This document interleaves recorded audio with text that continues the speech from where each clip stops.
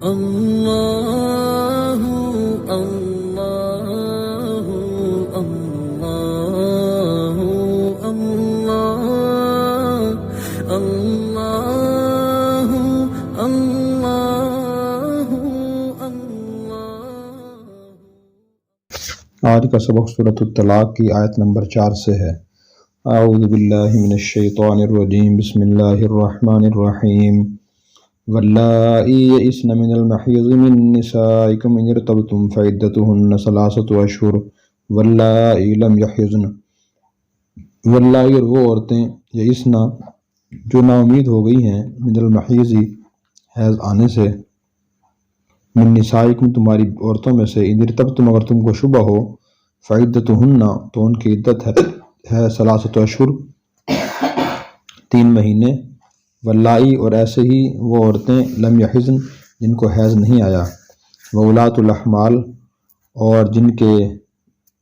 جو حمل والی ہیں، اجلہن ان کی عدت، ان یہ ہے کہ یضعن وہ جن دیں حملہن اپنا حمل۔ ومن یتق اللہ اور جو ڈرتا ہے اللہ سے، یجعل لہ وہ کر دیتا ہے اس کے لیے، من امرہ اس کے معاملے میں، یسرا آسانی، ذالک امر اللہ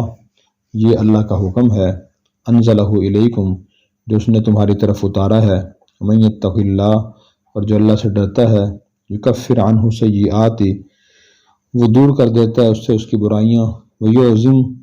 اور بڑھا دیتا ہے لہو اس کو اجرا اس کا اجر یا اجر۔ اسکنوہن ان کو ٹھہراؤ، ان عورتوں کو ٹھہراؤ، من حیث جہاں سکنتم تم خود رہو،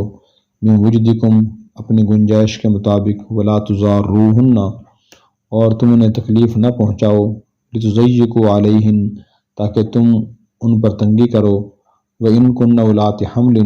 اگر وہ حمل والی ہوں، فَأَنفِقُوا عَلَيْهِنَّ ان پر خرچ کرتے رہو، حَتَّى يَضَعْنَ یہاں تک کہ وہ رکھ دیں، حملہن اپنا حمل، فَإِنْ أَرْضَعْنَ لَكُمْ اگر وہ تمہارے لیے دودھ پلائیں، فَآتُوهُنَّ تو تم دو ان کو، أُجُورَهُنَّ ان کا بدلہ، وَأْتَمِرُوا اور مشورہ کرو، بینکم آپس میں، بمعروف اچھے طریقے سے، وَإِنْ تَعَاثَرْتُمْ اگر تم آپس میں ضد کرو، فَسَتُرْضِعُ لَهُ أُخْرَى دودھ پلائے اس بچے کو دوسری عورت، لِيُنْفِقْ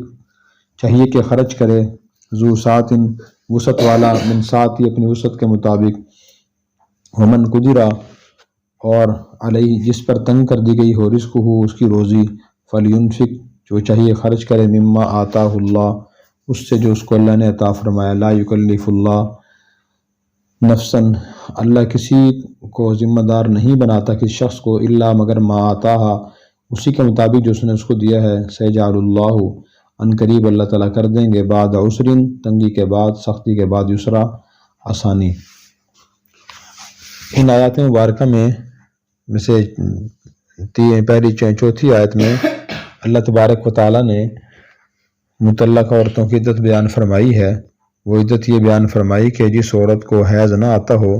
یا تو بچپن کی وجہ سے کہ وہ چھوٹی ہے ابھی حیض آنا شروع نہ ہوا، یا اس وجہ سے کہ وہ اس کی عمر بہت زیادہ ہو گئی ہے، جیسے 50-55 سال کے بعد عورت کو حیض نہیں آتا، اگر اسے طلاق ہو جائے تو اس کی عدت بیان فرمائی کہ اس کی عدت 3 مہینے ہے۔ اگر تم شک کرو، اگر تمہیں شک کرنے کا مطلب یہ ہے کہ تمہیں شک ہو کہ معلوم نہیں حیض آیا ہی نہیں یا آنا بند ہو گیا ہے، فی الحال آ نہیں رہا، تو اس کی عدت 3 مہینے ہے، اور 3 مہینہ عدت سے اس کے بعد اس کی عدت گزر جائے گی، اور طلاق کے اس عدت گزارنے کے بعد وہ جہاں چاہے نکاح کر سکتی ہے۔ اور عورت کو حیض آتا ہے پھر اس کی عدت 3 ماہواری ہے، جیسے سورہ بقرہ میں اللہ تبارک و تعالیٰ نے یہ حکم ارشاد فرمایا کہ یتربصن بانفسہن ثلاثۃ قروء کہ وہ عورتیں خود کو روک کے رکھیں 3 قروء 3 حیض تک۔ پھر اس کے بعد دوسری عدت بیان فرمائی، ولاۃ الاحمال اجلہن یضعن حملہن کہ جس عورت کو طلاق ہو جائے اور وہ امید سے ہو، حمل سے ہو، تو اس کی عدت بچہ پیدا ہونے سے گزرے گی، خواہ وہ طلاق ہونے اگلے دن بچہ پیدا ہو جائے یا 8-9 ماہ کے بعد بچہ پیدا ہو، اس کی عدت بچہ پیدا ہونے سے گزرے گی۔ اور تیسری عدت وفات ہوتی ہے، جب شوہر کا انتقال ہو جائے تو پھر اس کی عدت بیان فرمائی کہ وہ 4 ماہ 10 دن ہے، وہ سورہ بقرہ میں اللہ تعالیٰ نے بیان فرمائی۔ پھر اس کے بعد وَمَن یَتَّقِ اللَّهَ یَجْعَل لَّهُ مِنْ أَمْرِهِ یُسْرًا کہ جو شخص بھی اللہ تعالیٰ سے ڈرتا ہے اللہ تعالیٰ اس کے معاملے میں آسانی پیدا فرما دیتے ہیں۔ تو تقویٰ کا مطلب گناہوں سے بچنا بھی ہوتا ہے، جتنے بھی حرام کام ہیں ان سے انسان بچے، خواہ تعلق دیکھنے سے ہو، بولنے سے ہو، پکڑنے سے ہو، سننے سے ہو، جس چیز سے بھی متعلق ہو انسان تمام گناہوں سے بچے۔ ایک تو یہ تقویٰ ہے، دوسرا دل میں اللہ ڈر خوف پیدا کرے، تو اللہ تعالیٰ کو اس سے وعدہ ہے کہ اللہ تعالیٰ اس کے معاملے میں آسانی پیدا فرما دیں گے۔ کسی عورت کو اگر طلاق ہو جائے، خواہ اس کی غلطی کی وجہ سے، شوہر کی غلطی کی وجہ سے، اسی طرح جو شوہر طلاق دے دے خواہ اپنی غلطی کی وجہ سے، بیوی کی غلطی کی وجہ سے، پھر تقویٰ اختیار کرے، اس کے بعد گناہوں میں مبتلا نہ ہو، تو وہ استغفار کرے تو اللہ تعالیٰ اس کے لیے آسانی پیدا فرما دیں گے۔ پھر فرمایا کہ اللہ نے تمہاری طرف حکم نازل فرمایا ہے، عدت گزارنا ضروری ہے۔ بعض عورتیں عدت نہیں گزارتی، ضروری نہیں سمجھتی، تو شرعی لحاظ سے عدت گزارنا ضروری ہے۔ اور عدت طلاق کی عدت کا مطلب یہ ہے کہ اگر طلاق رجعی ہو پھر تو عورت شوہر کے سامنے رہے اور پاک صاف ہو کر رہے تاکہ اس کا دل دوبارہ اس کی طرف مائل اور رجوع کر لے۔ اگر طلاق بائن ہو تو پھر وہ پردے میں رہے۔ پھر تقویٰ ایک اور فائدہ بیان فرمایا، من یتق اللہ یکفر عنہ سیئاتہ ویعظم لہ اجرہ، کہ جو شخص اللہ سے ڈرتا ہے، تقویٰ اختیار کرتا ہے، گناہوں سے بچتا ہے، تو اللہ تعالیٰ اسے گناہ معاف فرما دیتے ہیں اور اس کو بڑا اجر عطا فرماتے ہیں۔ تو اللہ تعالیٰ نے اسی سورت کی اسی رکوع میں تقویٰ کے 5 فضائل، 5 برکتیں بیان فرمائی ہیں۔ پہلا فائدہ یہ بیان فرمایا کہ متقی کے لیے دنیا اور آخرت کے تمام مشکلات اور مصائب سے نکلنے کا راستہ اللہ پیدا فرما دیتے ہیں۔ اور دوسرا فائدہ یہ بیان فرمایا کہ اس کے لیے رزق کے ایسے دروازے اللہ کھول دیتے ہیں جن کی طرف اس کا کبھی خیال بھی نہیں جاتا۔ تیسرا فائدہ یہ بیان فرمایا کہ اس کے سب کاموں میں اللہ تعالیٰ آسانی پیدا فرما دیتے ہیں۔ چوتھا فائدہ یہ بیان فرمایا کہ اسے گناہ اللہ تعالیٰ معاف فرما دیتے ہیں۔ اور پانچواں فائدہ یہ بیان فرمایا اللہ اس کا اجر بڑھا دیتے ہیں۔ اور ایک دوسری آیت تقویٰ کی یہ برکت بتلائی گئی ہے کہ اللہ تعالیٰ اس کی وجہ سے اس کو حق اور باطل کی پہچان عطا فرما دیتے ہیں۔ وہ آیت یہ ہے، ان تتقوا اللہ یجعل لکم فرقانا، اگر تم اللہ سے ڈرو گے اللہ تمہیں حق و باطل میں فرق کرنے والا معیار اور سمجھ عطا فرمائیں گے۔ پھر اس کے بعد فرمایا کہ اسکنوہن من حیث سکنتم، کہ اے شوہرو جہاں تم رہو طلاق کے بعد عورت کو وہیں رکھو، اپنی وسعت اور گنجائش کے مطابق اسے وہیں رکھو اور گھر سے نہ نکالو اسے، اسی گھر میں رہنا چاہیے کہ جس میں نہ کے طلاق بائن ہوئی ہو تو پھر تو عورت پردے میں رہے گی، اگر طلاق رجعی ہوئی ہو پھر عورت شوہر کے سامنے رہے، پردے کی ضرورت نہیں ہے۔ پھر اس کے بعد اللہ تعالیٰ نے لیے ہدایت فرمائی، میں ولا تضاروہن لتضیقوا علیہن، کہ طلاق دینے کے بعد بھی شوہر بلا وجہ عورت کو پریشان اور تنگ نہ کرے، مثلا خرچ اسے نہ دے یا زبانی طور پہ تنگ کرے تاکہ نکلنے مجبور ہو جائے، وہ ایسا نہ کرے۔ اس میں ہمارے لیے سبق ہے، کسی بھی انسان سے ہمارا تعلق ٹوٹ جائے، خواہ تعلق دوستی کا ہو، رشتہ داری کا ہو، میاں بیوی کا ہو یا تعلق ملازمت کا ہو، تو اس کے بعد بھی انسان کے ذمہ جو دوسرے کے حقوق ہیں ان کو ادا کرنے کی بھرپور کوشش کرے، وہ حقوق معاف نہیں ہو جاتے۔ اکثر لوگوں کا خیال ہے کہ جس سے ہمارا اختلاف ہو گیا یا تعلق ختم ہو گیا تو اس کے خلاف ہر کارروائی کرنا ہمارے لیے جائز ہے، کوئی حق اس کا ہمارے ذمہ نہیں ہے، تو شرعی مسئلہ یہ نہیں ہے، انسانیت کے بھی خلاف ہے، ایسا نہیں کرنا چاہیے۔ پھر اس کے بعد اللہ نے فرمایا وَإِن كُنَّ أُولَاتِ حَمْلٍ فَأَنفِقُوا عَلَيْهِنَّ حَتَّى يَضَعْنَ حَمْلَهُنَّ،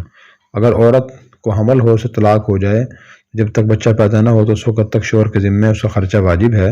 اسے خرچہ دیتا رہے اور خرچہ نہ روکے۔ پھر جب بچہ پیدا ہو جائے تو اگر عورت دودھ پلا رہی ہو بچے کو تو پہلے خرچہ واجب تھا عدت کی وجہ سے کہ عورت عدت میں ہے جب تک بچہ پیدا نہیں ہوتا، اب نکاح تو ختم ہو جائے گا بچہ پیدا ہونے کے بعد، عدت بھی ختم ہو جائے گی، لیکن اگر عورت دودھ پلائے بچے کو، چونکہ بچہ شرعی لحاظ سے قانونی لحاظ سے باپ کا ہوتا ہے، تو پھر بھی اس عورت کو بچے کا خرچہ دینا ضروری ہے کہ وہ اس کے مرد کے بچے کو دودھ پلا رہی ہے، یہ بھی شرعی مسئلہ ہے۔ اگر نکاح میں ہو تو مفت دودھ پلانا واجب ہے، قرآن کریم میں والوالدات یرضعن اولادہن، کہ مائیں اپنے بچوں کو 2 سال دودھ پلائیں، لیکن جب نکاح ٹوٹ جائے تو پھر عورت کا ذمہ دودھ پلانا اس لیے واجب ہے کہ وہ مرد کے بچے کو دودھ پلا رہی ہے، لیکن وہ معاوضہ لینا چاہے تو وہ معاوضہ لے سکتی ہے کہ مجھے آپ ماہانہ خرچہ دیا کریں، میں آپ بچے کو دودھ پلا رہی ہوں۔ پھر فَأْتَمِرُوا بَيْنَكُمْ بِمَعْرُوف، کہ تم آپس میں اچھے طریقے سے مشورہ کر لیا کرو۔ مشورے کا مطلب یہ ہے کہ اگر عورت خرچہ مانگے کہ میں مرد سے کہ میں بچے کو دودھ پلا رہی ہوں مجھے خرچہ دیں، تو آپس میں مشورے سے کوئی معاوضہ طے کر لیں اور ایک دوسرے کا خیال رکھیں۔ رواداری کا خیال رکھیں، عورت بہت زیادہ نہ مانگے، شوہر بہت زیادہ کنجوسی بخل کا مظاہرہ نہ کرے کہ میں خرچہ نہیں دیتا، دودھ پلانا مفت پلا دیں ورنہ میں دودھ پلانے کے پیسے نہیں دوں گا، تو شریعت نے اس سے منع فرمایا۔ اور آپس کے تمام معاملات میں اس کا خیال کرنا چاہیے کہ ہم اچھے طریقے سے دوسرے کی رعایت رکھتے معاملات طے کریں۔ اگر اس طرح معاملات طے کیے جائیں تو آسانی سے معاملات طے ہو جاتے ہیں، لیکن جب ضد آ جاتی ہے اور دوسرے کو تکلیف پہنچانا، تنگ کرنا مقصد بن جاتا ہے، پھر معاملات آپس میں بگڑ جاتے ہیں، حل نہیں ہوتے۔ پھر وَإِن تَعَاثَرْتُمْ فَاسْتُرْضِعُوا لَهُ أُخْرَىٰ، اگر تم میاں بیوی آپس میں لڑو، کسی بات پہ اتفاق نہ ہو، آپس میں کوئی بات طے نہ ہو کہ بچے کو دودھ پلانا ہے، عورت نے شوہر خرچہ دیتا نہیں، یا دیتا ہے تو بہت کم دیتا ہے، یا عورت لینے سے انکار کرتی ہے کہ میں دودھ نہیں پلاتی، تو پھر اس بچے کو کوئی اور عورت دودھ پلائے۔ لیکن اس صورت میں مسئلہ یہ ہے کہ وہ جو دودھ پلائے گی عورت، خرچہ اس کا شوہر دے گا، لیکن وہ بچہ عورت ماں سے دور نہیں کر سکتی، اس لیے کہ بچے کو ماں سے دور کرنا ماں پر جاتی کرنا ہے، تو اس لیے شریعت نے یہ فرمایا کہ بچہ ماں کے پاس ہی رہے گا اگر سے دودھ کی عورت پلائے۔ اسی طرح اگر یہ تفصیل فقہاء نے بیان فرمائی ہے، اگر بچے کی ماں طلاق ہونے کے بعد بچے کو دودھ پلانے کا خرچہ مانگتی ہے تو پھر یہ دیکھا جائے گا کہ اگر شوہر چاہے کہ میں کسی اور دودھ پلواؤں، تو اگر دوسری اور خرچہ زیادہ مانگتی ہو اور بچے کی ماں خرچ کم مانگتی ہو، پھر تو بچے کی ماں دودھ پلانا ضروری ہے۔ اب اسی طرح اگر بچے کی ماں بھی اتنا ہی خرچ مانگتی ہے جتنا دوسری عورت مانگتی ہے، پھر بھی بچے کی ماں کو ہی دودھ پلانے کے لیے مقرر کرنا ضروری ہے۔ اور اگر بچے کی ماں زیادہ خرچ مانگتی ہو اور دوسری عورت خرچ کم مانگتی ہو تو پھر شوہر کو مجبور نہیں کیا جائے گا عدالتی اور قانونی لحاظ سے کہ آپ بچے کی ماں کو ہی زیادہ معاوضہ دیں، دودھ پلوائیں، بلکہ پھر دوسری عورت کو دینے کا اختیار ہوگا۔ لیکن اگر شوہر کو اللہ تعالیٰ نے ذرا گنجائش دی ہو، آسانی فرمائی ہو، اس کے لیے بہتر یہی ہے کہ وہ عورت کا یہ مطالبہ مان لے، اخلاقی تقاضا ہے، یہ قانونی تقاضا نہیں ہے۔ پھر اس کے بعد لینفق ذو سعۃ من سعتہ، کہ ہر شخص اپنی طاقت کے مطابق خرچ کرے اپنے گھر والوں پر۔ ومن قدر علیہ رزقہ فلینفق مما آتاہ اللہ، جس کا رزق اللہ نے تنگ کر دیا ہو تو وہ خرچ کرے اس میں جو اس کو اللہ نے عطا فرمایا ہے۔ لا یکلف اللہ نفسا الا ما آتاہا، کہ اللہ تعالیٰ ہر شخص کو اس کی دی ہوئی طاقت کے مطابق ہی اس کو ذمہ دار بناتے ہیں۔ یہ بڑی حمایت ہے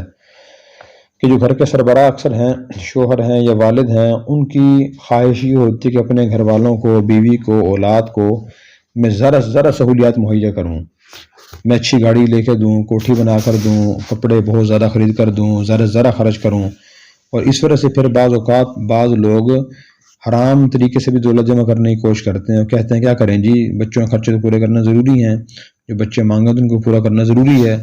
تو یاد رکھیں کہ اللہ تعالیٰ بیان فرما رہے ہیں کہ ہر شخص کو اس کی طاقت کے مطابق ہی ذمہ دار بنایا گیا ہے۔ جس شخص کی جتنی حلال آمدن ہے تو اس کے مطابق ہی بچوں پہ خرچ کرے۔ اگر اس کی آمدن متوسط ہے، متوسط طریقے سے خرچ کرے۔ اگر اللہ تعالیٰ نے ذرا خوشحالی عطا فرمائی ہے، اس کے مطابق وہ خرچ کرے۔ اور اسی لیے شرعی مسئلہ یہ ہے کہ اگر عورت کا جو خرچہ شوہر کے ذمہ واجب ہوتا ہے، وہ شوہر کی اپنی حالت کے مطابق واجب ہوگا۔ اگر وہ غریب آدمی ہے، خرچہ غریبوں والا واجب ہوگا۔ اگر وہ امیر آدمی ہے تو اس کے ذمہ خرچہ امیروں والا واجب ہوگا۔ یہ بہت بڑا اصول ہے کہ ہر شخص ہر کام میں، ہر ذمہ داری میں اپنی طاقت کے مطابق ہی اس کا ذمہ دار ہے، ذرا کا ذمہ دار نہیں ہے۔ پھر اس کے بعد اللہ نے فرمایا سيجعل اللہ بعد عسر یسرا، کہ جو شخص استطاعت کے مطابق اور اعتدال سے خرچ کرتا ہے، وہ اللہ کی طرف سے وعدہ ہے